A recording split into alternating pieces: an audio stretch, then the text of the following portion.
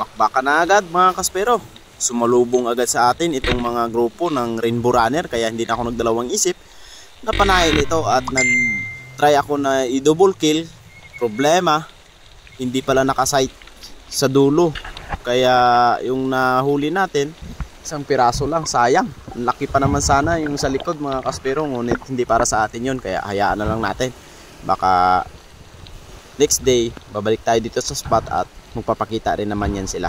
Kaya ayos yung binamano natin, Rainbow Runner na halos 3 kilo mga kaspero. Malaki na rin, kaya ayos na ang ating unang isda mga kaspero.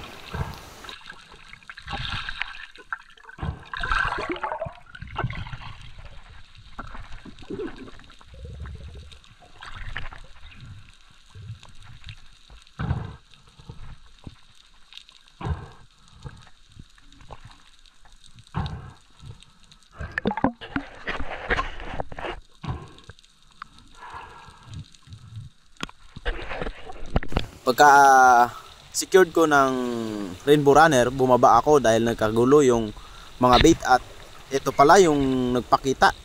Isang napakalaking dugtutuna mga kaspero, at medyo malayo siya sa atin, kaya tinry kong targetin at ayun, tinamaan. Usok mga kaspero, grabe ang lakas talaga ng dugtutuna na ito, kaya ayun, hinayaan ko na hilahin yung tali natin. Ngunit pinipigilan ko lang ng konti, gawa ng baka isabit sa bato. Ang sobrang lakas talaga mga kaspero ng dugtutuna, dahil umabot ito ng 11 kilos. Malaki na rin, ayan mga kaspero. Talagang nilabanan ko na sa paghila nung pagdating ko sa taas, gawa ng baka isabit niya doon sa wall.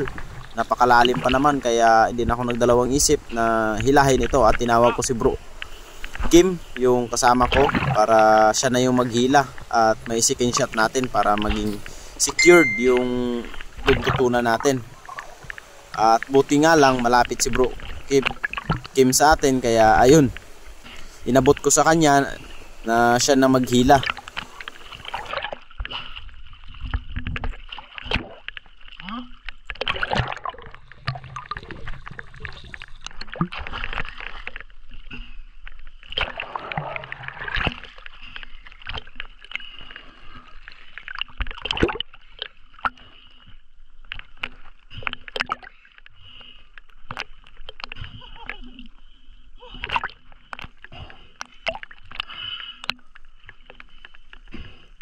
At ayan nga, hinihila na ni Bro Kim.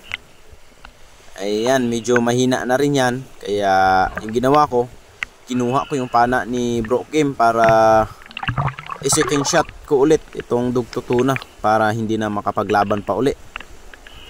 Ayan, naalalayan ko lang baka humila pa ulit. At nung nagka-chance na nakita ko na yung isda, nagpahinga ako ng konti para sisirin ito.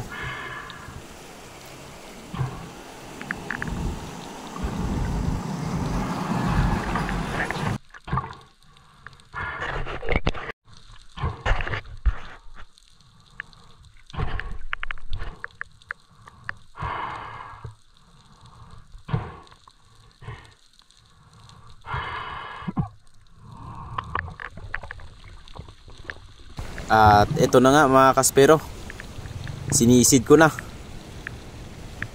isusureball ko para hindi na makawala mga kaspero, dahil sa tiyan rin yung tama nito. Ngunit good holding shot naman, pero mas maganda talaga na may backup para wala nang kawala. At ayun, ang ganda ng pagkatira natin sa ulo ko tinira mga kaspero.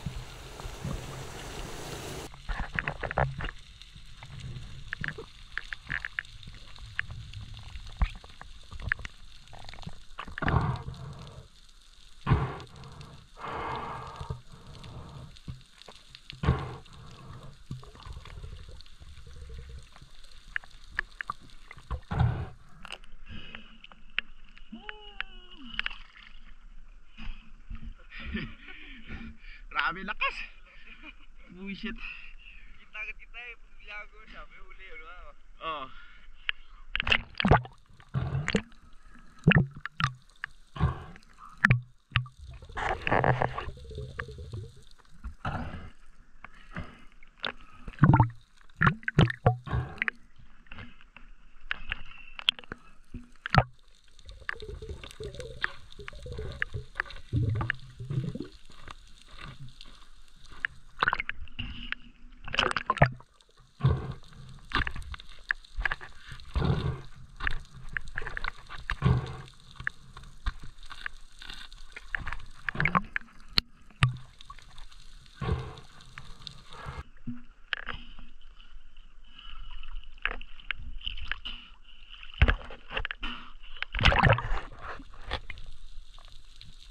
Bali si Bro Kim pala yung nagdadala ng isda natin para pag sumisid tayo dito sa malalim, hindi mabigat sa ating baywang. Kaya eto, pagbaba ko, nakita ko yung kasamahan ng mga rainbow runner dito sa laot mga kaspero.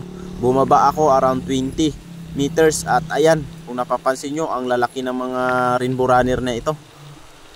Ayun, kaya pinili ko yung mas malaki at tinry kong tirahin kahit medyo malayo. At ayun, sa pool naman mga kaspero, sulit yung araw natin, meron na tayong 3 isda.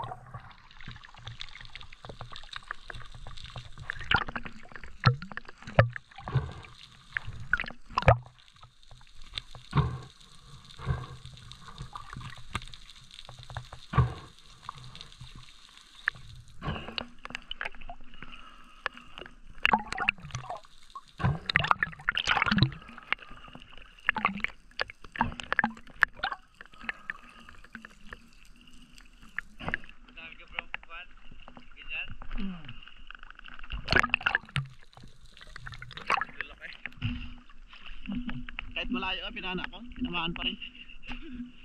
Yung unang kong napana, dami yan, grupo, doon pa lang sa mababaw.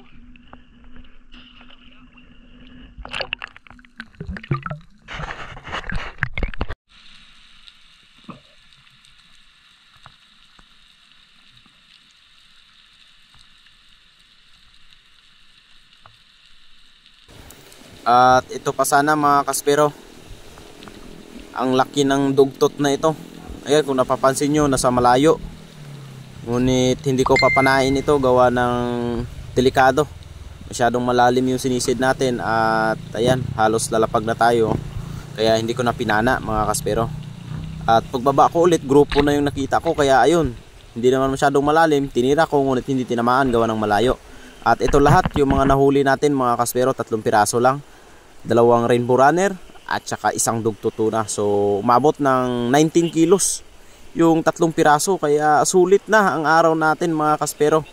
Bali bininta natin yung 2 dyan, yung dugto tuna, umabot ng 3,000 yung bayad at saka 1,200 yung isa. At syempre yung isa sinigang at saka sashimi. Ayan, kain mga kaspero. Ayan, meron pang pa-soft drinks si Mior. Ayan, shout out sa mga kasama ko. Ayan, hanggang dito lang ating video mga kaspero. So kita-kits tayo sa susunod nating upload. At maraming salamat sa walang sampang suporta. God bless you all.